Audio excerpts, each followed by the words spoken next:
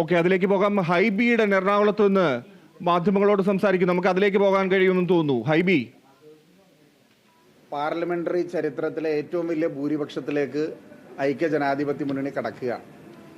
കഴിഞ്ഞ തവണത്തെ 1,69,000 വോട്ട് എന്ന പോളിംഗ് ശതമാനം 77% ആ പോളിംഗ് ശതമാനം 68% കുറഞ്ഞപ്പോഴും ഒരു തിളക്കമാർന്ന അഭിമാനകരമായ വിജയം ഐക്യ ജനാധിപത്യ മുന്നണിക്ക് ഉണ്ടാകുന്നു എന്നുള്ളത് ഞങ്ങളെ സംബന്ധിച്ച് ഏറെ സന്തോഷകരമായ ഒരു കാര്യമാണ്. എറണാകുളം ജില്ലയിലെ ഐക്യ ജനാധിപത്യ മുന്നണിയുടെ നേതാക്കന്മാർ, സഹപ്രവർത്തകർ, മതേതര കാംക്ഷികളായിട്ടുള്ള ഇവിടുത്തെ ജനങ്ങൾ, വികസന കാംക്ഷികളായിട്ടുള്ള ഇവിടുത്തെ ജനങ്ങൾ നൽകിയ കലവറയില്ലാത്ത പിന്തുണയ്ക്ക് ഞാൻ ഹൃദയത്തിൻ്റെ ഭാഷയിൽ ആദ്യമായി നന്ദി പറയാൻ ആഗ്രഹിക്കുകയാണ്. ഒരു യോജിച്ചിട്ടുള്ള ഒരു പ്രവർത്തനം ഇലക്ഷൻ കമ്മിറ്റിയുടെ ഭാഗത്തുനിന്ന്, ജില്ലാ കോൺഗ്രസ് കമ്മിറ്റിയുടെ ഭാഗത്തുനിന്ന്, UDF കമ്മിറ്റികളുടെ ഭാഗത്തുനിന്ന് ഉണ്ടായിട്ടുണ്ട്. അതിനേക്കാളെല്ലാം ഉപരിയായി ചെല്ലുന്ന ഇടങ്ങളിലെല്ലാം തന്നെ ജനങ്ങൾ നൽകിയ വലിയ സ്നേഹ സ്വീകരണം.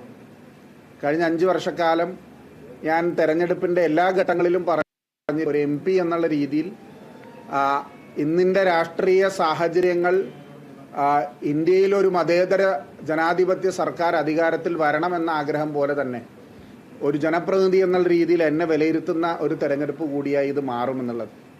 ഏതായാലും ജനങ്ങൾ ആ പ്രഖ്യാപനത്തെ 2 കൈയും നീട്ടി സ്വീകരിച്ച ഒരു കാഴ്ചയാണ്. ഞാൻ നേരത്തെ പറഞ്ഞതുപോലെ തന്നെ ഞങ്ങളിപ്പോൾ അതിൻ്റെ ഫലപ്രഖ്യാപനത്തിൻ്റെ ഔദ്യോഗിക ഘട്ടത്തിലേക്ക് കടന്നില്ലെങ്കിൽ പോലും ഞങ്ങൾക്ക് കിട്ടുന്ന വാർത്തകൾ അനുസരിച്ച്, പോകുന്ന പോളിങ്ങിൻ്റെ രീതി അനുസരിച്ച്, എണ്ണുന്ന രീതി അനുസരിച്ച് ഒരു ചരിത്ര ഭൂരിപക്ഷത്തിലേക്ക് ഞങ്ങൾക്ക് കടക്കാൻ സാധിക്കുമെന്നാണ് ഞങ്ങൾ പ്രതീക്ഷിക്കുന്നത്. ഇതിൽ മുഴുവൻ എറണാകുളത്തെ വോട്ടർമാരോടും സഹപ്രവർത്തകരോടും ഹൃദയത്തിൻ്റെ ഭാഷയിൽ ഒരിക്കൽ കൂടി നന്ദി അറിയിക്കാൻ ആഗ്രഹിക്കുകയാണ്.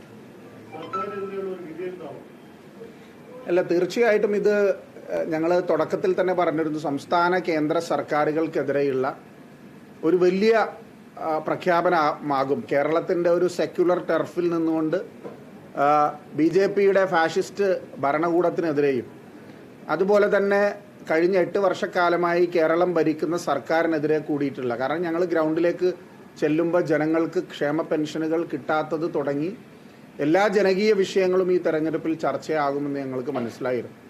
അതുകൊണ്ട് തന്നെ ഞങ്ങൾക്ക് പരിപൂർണമായ വിശ്വാസമുണ്ടായിരുന്നു. വിജയം ഉണ്ടാവുമെന്നതിനപ്പുറം ഒരു തിളക്കമാർന്ന ഏറ്റവും വലിയ ചരിത്ര വിജയത്തിലേക്ക് എറണാകുളം കടക്കും. എറണാകുളത്തിൻ്റെ പാർലമെന്ററി ചരിത്രത്തിലെ ഏറ്റവും വലിയ വിജയമായ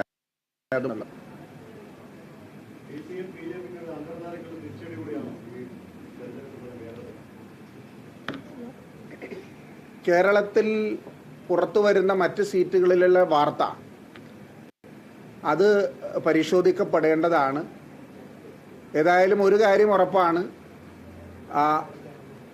തെരഞ്ഞെടുപ്പിൻ്റെ പോളിംഗ് ദിവസം തന്നെ വന്ന വാർത്തകൾ അത് ശരിവെക്കുന്ന പല റിസൾട്ടുകളും വരുന്നു എന്നുള്ളത് ദൗർഭാഗ്യകരമാണ്.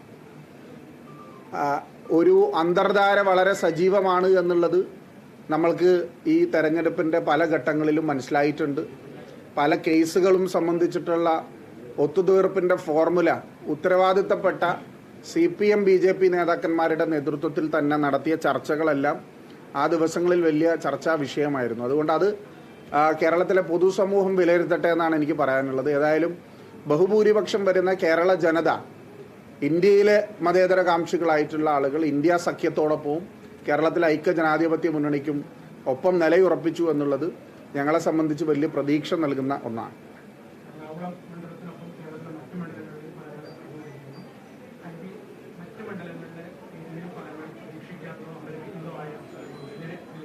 അല്ല, ഞങ്ങൾ എല്ലാവരും ആഗ്രഹിക്കുന്നത് BJP കേരളത്തിൽ ഒരു സീറ്റിലും വിജയിക്കരുത് എന്ന് തന്നെയാണ്.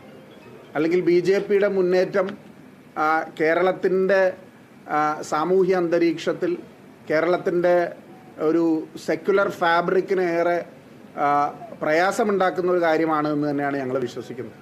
അതുകൊണ്ട് തന്നെ പലപ്പോഴും ആ ഒരു മുന്നേറ്റം ഞാൻ നേരത്തെ പറഞ്ഞു അതിൻ്റെ ഫലപ്രഖ്യാപനത്തിൻ്റെ ഒരു ഘട്ടത്തിലേക്കും നമ്മൾ എത്തിയിട്ടില്ല.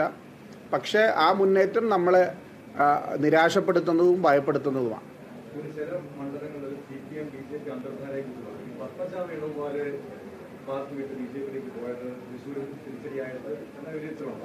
അല്ല, ഞാൻ വ്യക്തിപരമായി ആരെക്കുറിച്ചും പരാമർശിക്കാൻ ആഗ്രഹിക്കുന്നില്ല. എങ്കിലും ഒരു ആളുടെ വ്യക്തിപ്രഭാവം വളരെ ഉയർന്നു നിൽക്കുന്നതാണ് എങ്കിൽ, അവർക്ക് അത്രയും വലിയ സ്വാധീനമുണ്ടെങ്കിൽ സ്വാഭാവികമായിട്ടും ഒരു കൂട്ടായ്മയുടെ വിജയം എന്നതിനെ അദ്ദേഹം പറയുകയാണ്. അധികാരം 2024 അദ്ദേഹം അധികാരം ഉറപ്പിച്ചിരിക്കുന്നു. വീണ്ടും സിറ്റിംഗ് MP ആയിരുന്നു എറണാകുളത്തെ. വീണ്ടും അദ്ദേഹം ലോക്സഭയിലേക്ക് തെരഞ്ഞെടുക്കപ്പെട്ടിരിക്കുന്നു. അത് തന്നെ ആ ഭൂരിപക്ഷത്തിൽ ഇനി മാറ്റം ഉണ്ടാവില്ല എന്ന് തന്നെ കരുതുന്നു.